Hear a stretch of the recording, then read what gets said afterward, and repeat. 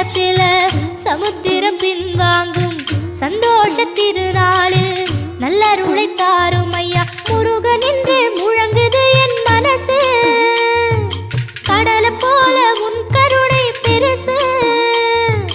உப்பு காத்து ஊத காத்து சுத்தும் கடலுக்கரைய பார்த்து சத்தியமா கோயில் கொண்ட சுப்பையா எங்க குப்பத்துக்கு குலவிளக்கு நீ ஐயா.